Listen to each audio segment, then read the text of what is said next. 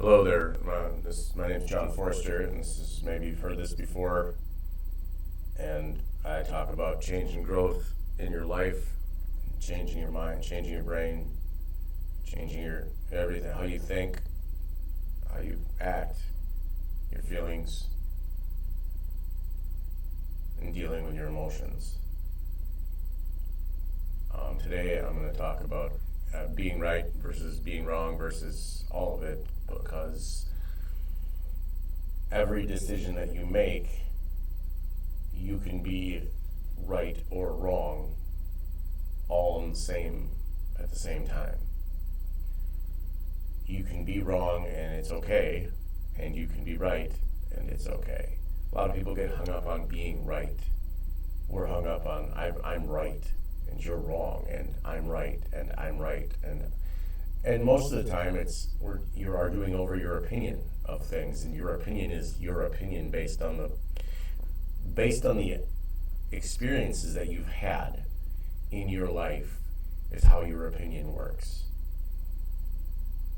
Your opinion is neither right nor wrong, it's your opinion, and that's okay. It's okay. We get so caught up on I'm right, and we never fail to look at that everyone is the same. Everyone is a beautiful, beautiful human being who has quirks and insecurities and flaws and issues. And the only thing that we can do is help them deal with their issues. Help them deal with those things that they're insecure about and that they're upset about. Your incessant need to be right about everything isn't because you need to be right. It's because I don't know what it is. Actually, I don't know why people insist on being right. It could be that when you were a child, you were always wrong. It could be that when you were a child, you were never right. You were always told how dumb you were or how stupid you were, which is wrong. It's wrong. Telling a child they're dumb is wrong, because they're learning, just like you fucking are. You're fucking learning as well. We all are. And a lot of us have decided that we aren't going to learn anymore. I know everything. I'm smart enough. Oh, okay, well, you don't. You don't know anything. That's the problem, is that nobody knows anything. And everybody wants to run around and act like, I know everything. I'm so smart. You're just a pompous ass bag, or an egotistical lunatic, or a narcissist, or any of the other catchy terms for people that will not admit that they're flawed and that they are living a human existence that is incredibly flawed, because we have the dumbest brain of any animal. Because we are so full of ourselves, yet so insecure, yet so afraid, that we can't even wrap our heads around that we are tiny little specks. And that's okay. It's okay. But everybody wants to act like they're so important, and I say everybody, and I don't mean everybody, like it's a blanket term. Everybody's a blanket term. I'm sure there's people out there that aren't full of themselves. I'm sure there's people out there that are okay with being wrong and right and all of the other stuff. I'm sure there's people that had wonderful childhoods and their parents weren't scared at all. And they're not scared at all, and that's okay. That's wonderful. But a lot of people live in this constant state of fear because that's how we were raised. We were raised in a constant state of fear. We were raised to watch the news and be like, oh my God, they're dropping bombs everywhere. But that's what it's meant to be. It's a constant fear cycle. It's a fear cycle. We live in a cycle of fear and our own insecurities because we're scared. Because we don't know what's going to happen. Because we have this imaginary end date, which isn't imaginary because we are going to die. We have this date of, oh, well, we're going to die. And then there we go. And we're terrified of that. So we have to keep trying to live and survive. And because, as I've said before, we have the brains of cavemen. Our brains are constantly in a state of fight or flight. We're constantly looking for something, and you can find something every second to be agitated about, and to get into a fear cycle, and to be terrified, and to worry, and to be anxious, and all of the things. But I'm trying to talk about, having an informed discussion with someone is not, well, I'm right and you're wrong. You can discuss something with somebody and not be angry or agitated or upset or mad because they differ with you or mad because they have a different opinion. And they can be right and so can you. And you can be wrong and so can they. And it's okay. It's really okay to be angry. It's not okay to be angry, sorry. It's okay to be wrong. And I don't know what it is, like this constant need to be right. I don't understand what it is.